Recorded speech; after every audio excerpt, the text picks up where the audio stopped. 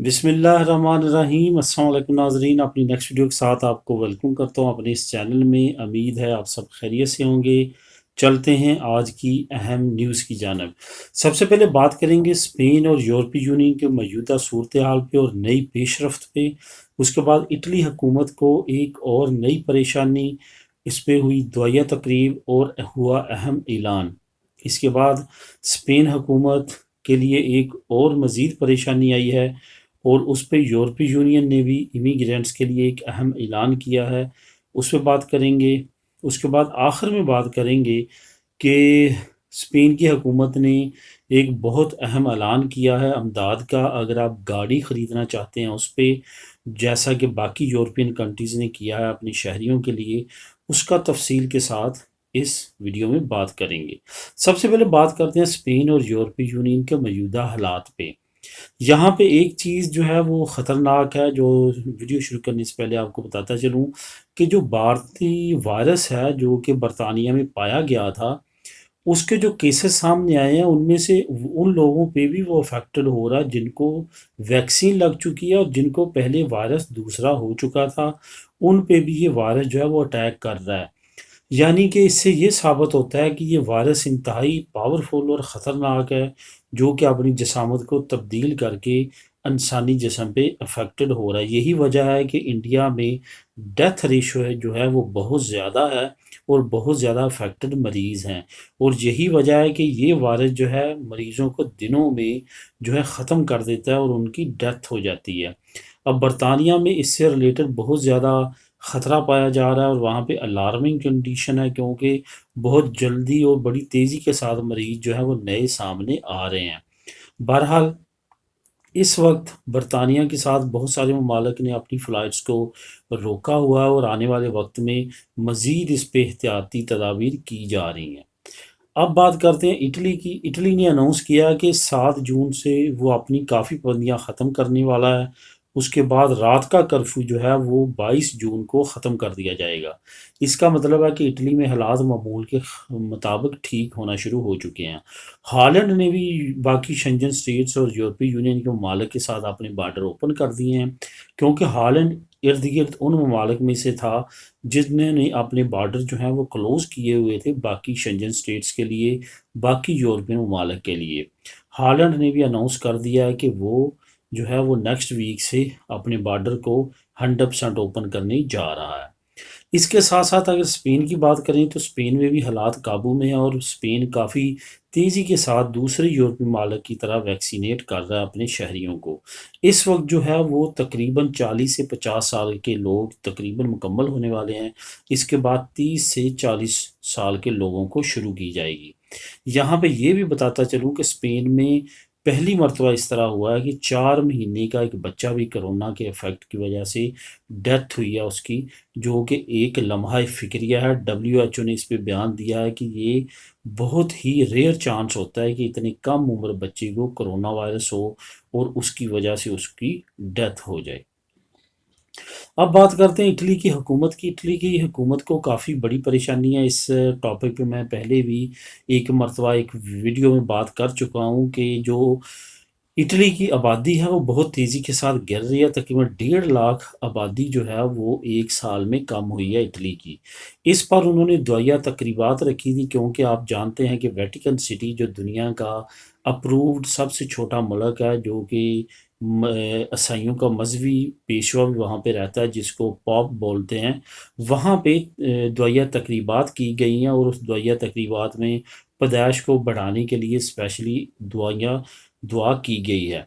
اب اس کے ساتھ ساتھ جو ہے دعاؤں کے ساتھ ساتھ اٹلی کی حکومت نے یہ اناؤنس کیا ہے کہ آنے والے وقت میں وہ بہت بڑے بڑے پیکج لے کے آ رہی ہے والدین کے لیے، تاکہ والدین زیادہ سے زیادہ بچے پیدا کرنے کی طرف رجوع کریں۔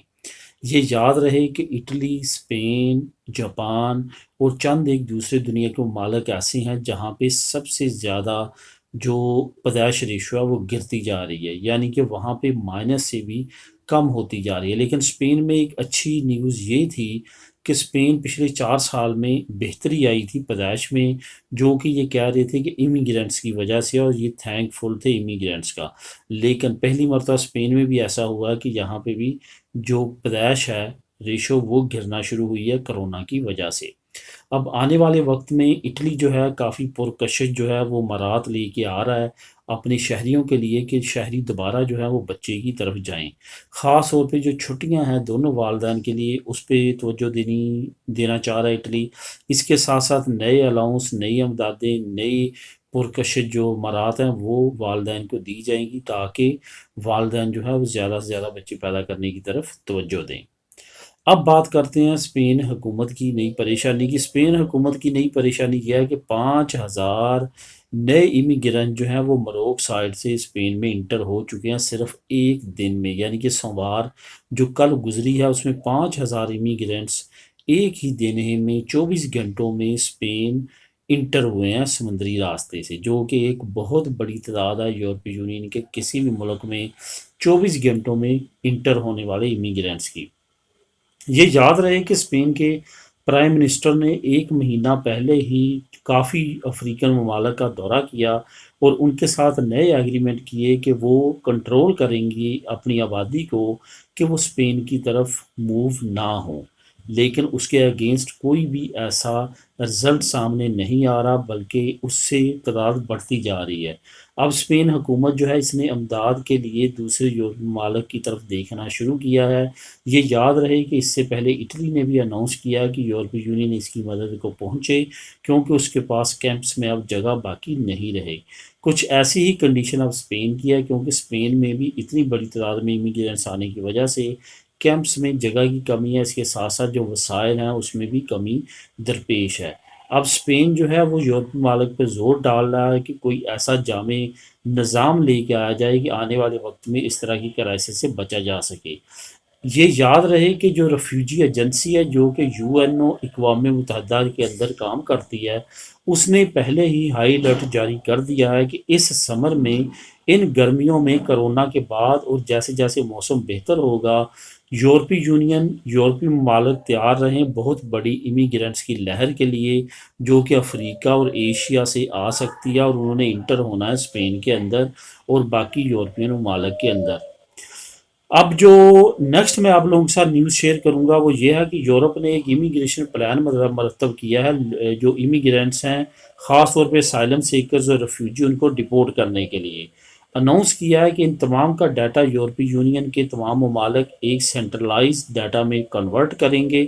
وہ سائلم سیکر جن کے کیسز ریجیکٹ ہو چکے ہیں ان کا ڈیٹا اکٹھا کیا جائے گا اور ان کو ڈپورٹ کرنے کے لیے جو ہے وہ طریقہ کار واضح کیا جائے گا۔ اس کے ساتھ ساتھ وہ سائلم سیکرز جو کیس ریجیکٹ ہونے کے بعد روح پوش ہو جاتے ہیں، چھپ جاتے ہیں، ان کو ڈھونڈنے کا بھی کوئی طریقہ یہ واضح کرنے جا رہی ہے یورپی یونین تاکہ ان کو پکڑ کے ڈپورٹ کیا جا سکے۔